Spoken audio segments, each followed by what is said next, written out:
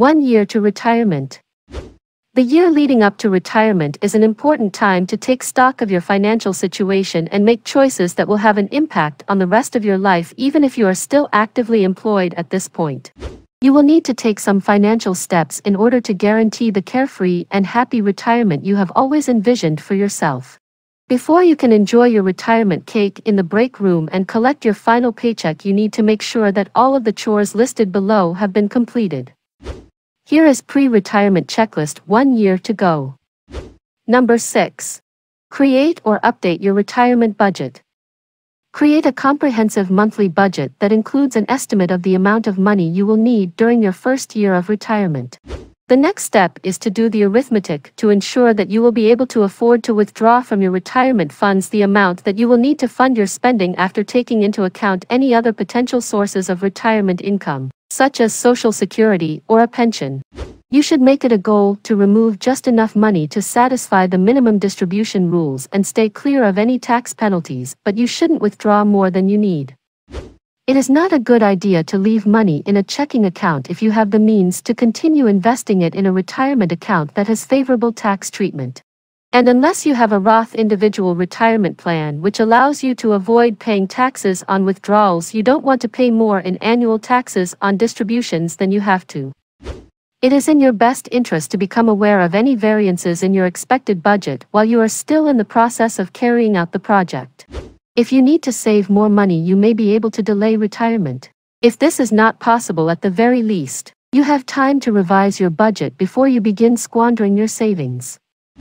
Number 5. Adjust your portfolio for income. Managing your investment portfolio in a way that enables you to take withdrawals while still properly managing the remainder of your funds in order to ensure that they can support you during your retirement is an essential stage in the process of minimizing the risk of running out of money. Because you will need your retirement portfolio to support you for possibly 30 years after you stop working, you do not need to sell all of your stocks on the day that you retire. And if you believe that the average returns that you will receive during your retirement years will be lower than those that have been historically averaged, you should definitely avoid allocating a large portion of your retirement portfolio to cash or bonds. Your portfolio won't be able to weather the long term with returns that are high enough. Number 4. Make arrangements for your medical insurance in retirement. If you are older than 65 and do not have health insurance via your employer, you will have to rely on a medical insurance during your retirement years. Become familiar with the components of medical insurance, what it covers, when you may sign up, and how much you'll have to pay in monthly payments.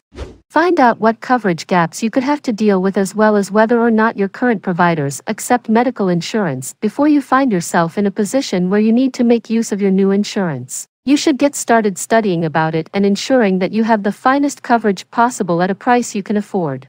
You will gain an understanding of how it operates in this manner, which will reduce the likelihood that you may be subjected to unfavorable surprises. It is possible that, depending on the coverage that you currently have, you will want to carefully plan elective treatments for a period when you are still trying to save money. However, dental work, glasses, and contact lenses might not be covered by your medical insurance, but they may be covered by your employer. Therefore, it is important that you take care of these items as soon as possible. Number 3. Refinance your mortgage. If you have been considering refinancing your mortgage, you should probably go ahead and do it while you still have a job, because it will likely be easier to get approved for the loan. It's not that you can't get accepted after you've retired. Rather, there's a new process you have to go through. Lenders use either an asset drawdown or an asset depletion technique to determine what you are financially able to afford based on your retirement assets. If you have a substantial amount of funds to put toward your retirement, qualifying could be a breeze. If you don't have it, you might have to take out a loan right now. If you fall somewhere in the middle, you should be aware that even though you might be able to qualify for a refinance after retirement based on your assets as well as any income from Social Security or a pension, you might not be able to borrow as much as you would be able to qualify for while you still have income from working. This is something you should keep in mind. It is not necessary for you to feel obligated to adhere to the common wisdom and pay off your mortgage prior to retiring. Bringing in additional cash into your house reduces the amount of money you have available for use in other areas. If at some point in the future, you find yourself in a position where you have to borrow against your property because you need that money again, the interest rate that you pay could be higher than the one that you are presently paying. Number 2. Decide when to claim Social Security benefits. If you are eligible for Social Security payments but have not yet started collecting them, you should determine when you will start doing so. Do you anticipate having immediate financial needs upon entering retirement, or would you prefer to hold off? The amount of money you receive from the government every month is determined by whether or not you have achieved the age of full retirement. Consider your current state of health as well as the medical history of your family. Waiting for that larger check may not necessarily put you in a better position overall. And don't forget to educate yourself on the various ways in which the income from your other sources of retirement can influence the taxability of your Social Security benefits. Number 1. Figure out how you're going to spend your time. You should make specific preparations for how you will organize your days in order to protect yourself against the possibility of depression that could result from not being among coworkers and not having a sense of purpose from coming to work every day.